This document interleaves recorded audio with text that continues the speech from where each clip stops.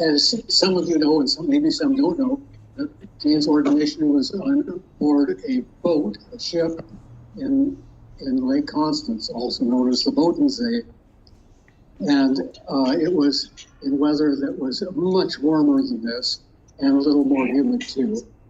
And we all got on that boat. This was for an ordination, not of Jane, but of two others to the priesthood and one ordination to the diaconate. And we were all on this boat. The ordination was supposed to take place instead. And as I looked out the window as the ordination was taking place, I saw this sign on the side of the boat. There was I guess there were camping places and things for the people like to have vacation spots along the river. And this one said Paradisli, which means little paradise. And sure enough, that's where Jane was ordained. It was in Little Paradise. There are so many memories all those years ago. It's still a bit unreal to me that we were there. And I remember the feeling of being in Switzerland in disbelief and the tingling excitement. There are too many memories to know how to choose, but I'll pick one that has stayed with me all these years, and that was the day before ordination. There was a luncheon for all the guests and the participants, and Ray and I were seated with Bishop Patricia Friesen, whose presence has stayed with me all these years. I have no idea what we talked about. She was a beautiful, beautiful woman. I've been ever grateful to have been at the ordination and to have had that time with this wonderful woman.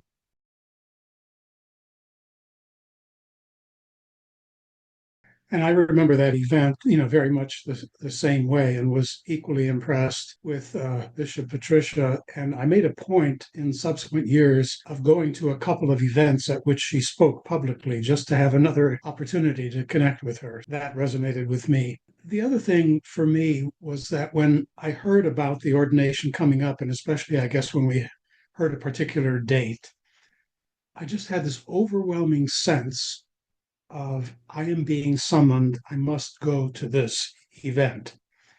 And it brought to my mind the passage from Isaiah 43:19, which says, "See, I am doing a new thing. Do you not perceive it? I am making a way in the wilderness." And it was this just overwhelming sense of I am being called, I have to go.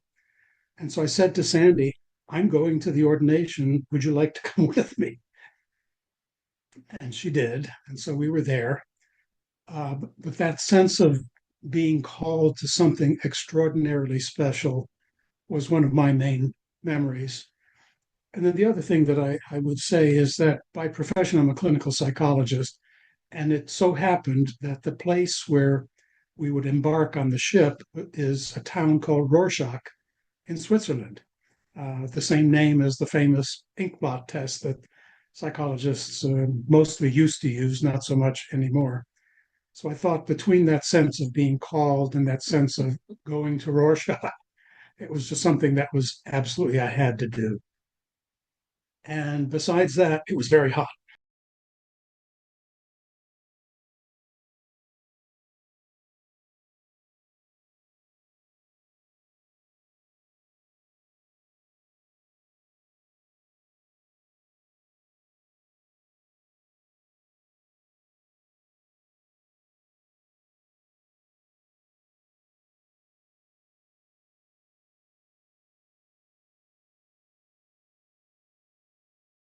What is it, Jane? 40 years?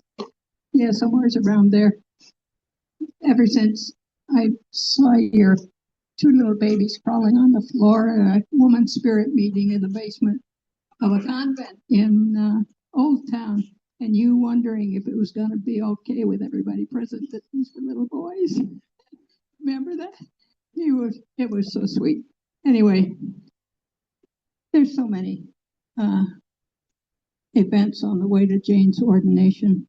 There was Jane, or Raymond, there was just no doubt we were going. I had to break out of the monastery later. And when the reason was I told them a dear friend was being ordained in Switzerland, and they never asked me questions. And when I got back, there were a few elevated minds in the house that I divulged the secret to. But I just remember a very sacred ceremony, and Patricia Friesen, of course, and just all of the women of the movement, of Roman Catholic women, the women priest movement that were there. It was just monumental to see all those people together. Couldn't have been a better day. And the Mozart Hotel was delightful. All of us that were staying there was most of us, I think, except Jane, you were up the hill someplace. And they treated us like rock stars. We just had a great time.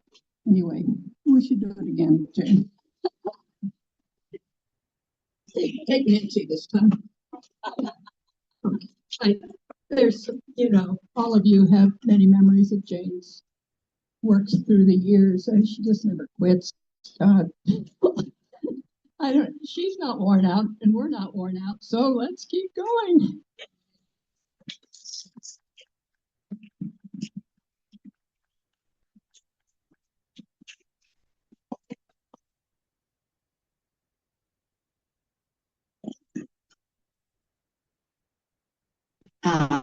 I was there before I start saying anything.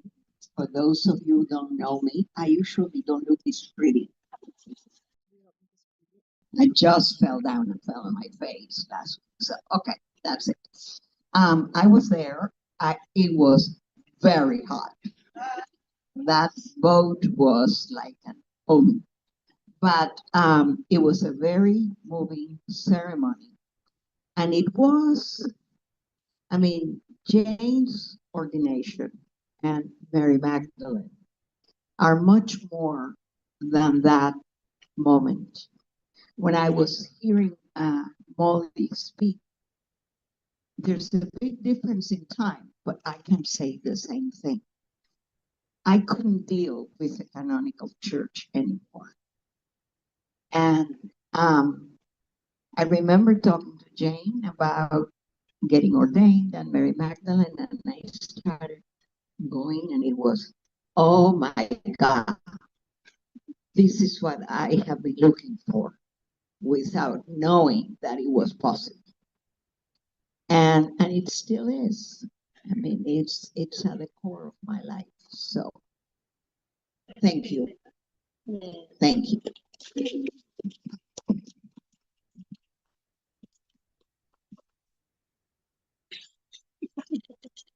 Was anyone else there? Phil was there. Yeah, I was not there. Oh, Phil. Where's Phil? Of course.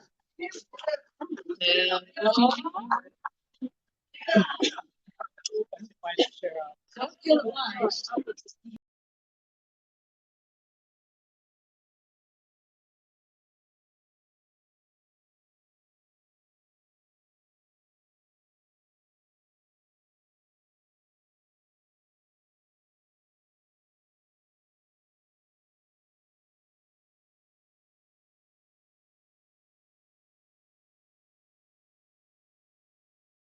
So one of the first things is they ask each ordinand to speak something, to choose someone to tell the group why they should be ordained. Can we turn this up? Oh, there we go. Should I start over? Yes. Okay. Well, the first thing they do at the ordination is each ordinand is asked to select somebody to say why they should be ordained. And so Jane chose me. So I happened to, on my computer the other day, I found the speech that I gave. So it's why Jane should be ordained a priest. I agree with those people who say that the Catholic Church needs to undergo significant change to survive in the modern age. The Church needs to reform itself to get back to the true teachings of Jesus. It will not be easy for the powerful institutional Catholic Church to make such changes. Reform will only be successful with strong, effective leadership. Leaders with vision, leaders with deep faith and the ability to seek the sacred in all things. Leaders with genuine understanding of the gospel message and the willingness and courage to live it. With respect for people of other faiths who have different pathways to God. Leaders with compassion for people, especially women who have been oppressed by the power of the church and its leaders. With passion for justice, human dignity, and human rights. And most importantly, leaders that have the courage to face the powerful opposition. Jane has all of these qualities and more. Jane is a seeker of the sacred, a true disciple of Jesus, a person with exceptional courage. Jane Vaya should be ordained.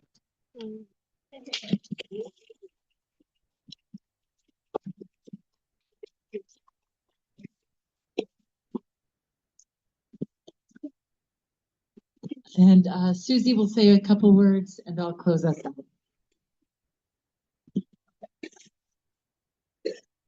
Well, I wasn't there, but I did take a big bus trip with Jane to another ordination in Ottawa about a year or two before that, before Mary Magdalene community was formed. And I got to be her hotel roommate. We got to get reacquainted again. I don't know if everybody knows, but Jane taught me in undergrad at USD. I probably took about 5 different classes from Jane, and she woke up my feminist sensibility, whatever it was. She made me realize that Jesus treated women far better than I ever knew. So that was wonderful. And I really appreciate her mentoring me over the years. A million years ago, she said, Susie, would you consider getting ordained? I was like, no.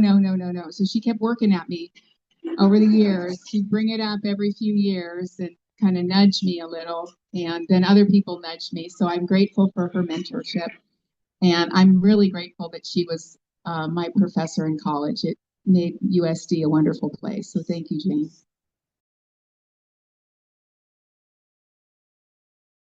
And I can echo Oliva's words that when I first went to that church, November 27th, 2005, it was the church I'd always longed for and didn't think was possible.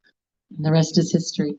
As we honor Jane's 20 years of priestly ordination, it's important to remember, Jane reminded me, that it's actually 22 years of ordination because she was ordained as a deacon in 2004. And that was only 2 short years after the Danube Seven made their splash, their formal debut on the Roman Catholic woman priest stage that began the movement that we know today. And during those 2 diaconate years, which were very important, a couple things happened. One, the formation of Mary Magdalene Apostle Catholic Community with Rod Stevens.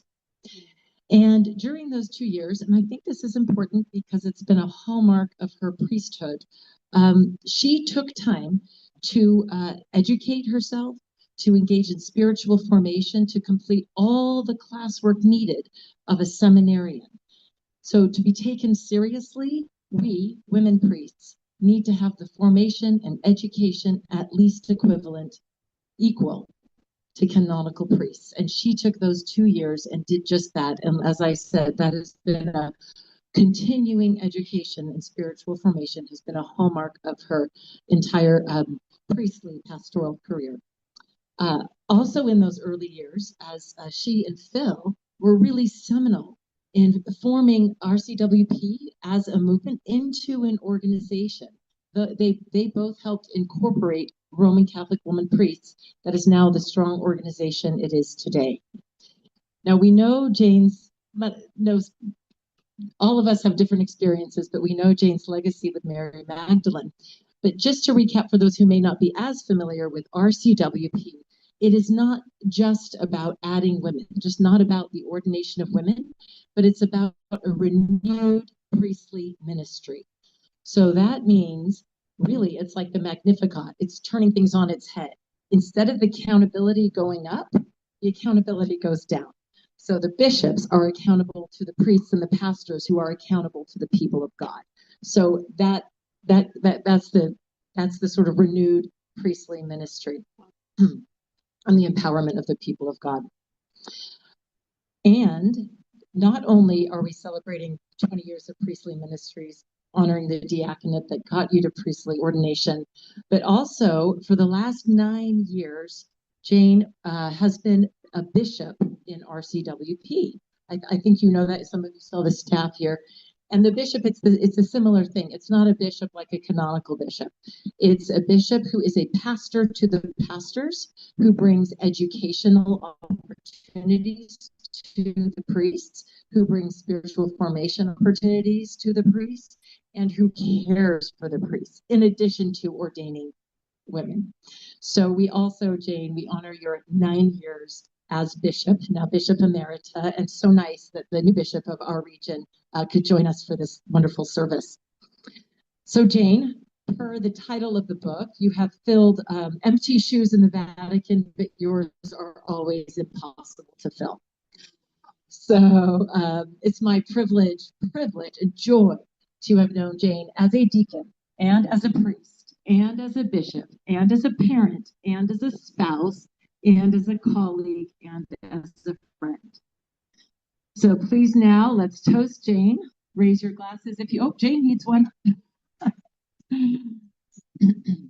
Also a long time member, Beth Bennett wrote these words. She's not able to be here today, but for our toast, let us toast Jane. Jane, in gratitude for your continued guidance and support of our comforting Catholic Church, you have allowed us to move forward in good conscience and yet stay connected to our precious heritage. Hear, hear to Jane. Hear. Thank you.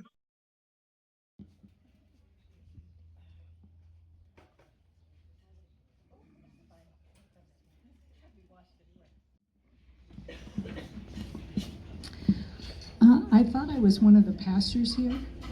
Somehow, this whole event, I didn't know it was happening. I thought we were celebrating the Feast of Mary Magdalene. We are. We are. Anyway, one thing I'd like to say is thank you. You know, it's so kind of you to gather this way to remember my ordination and to share your appreciation of what ordination can mean for people in the church who are not currently acceptable candidates for ordination. I'm much better at leading celebrations than I am at being celebrated. So, but I do want to say that this community is amazing. You know, you are a miracle. And I love this community. I love what we stand for. We're not perfect. We can't live up to our ideals as well as perhaps we should be able to, as much as we'd like to, but we continue to strive. And we keep trying to change and evolve so that we can better live up to those ideals, which are essentially gospel ideals. Love all, give all, forgive all, and judge no one but yourself. So I just wanted to share that with you, that you probably have no idea how much I love this community. And you make the community, not me. So, and I'm so grateful to have a community to worship with, where I can worship with integrity. Thank you.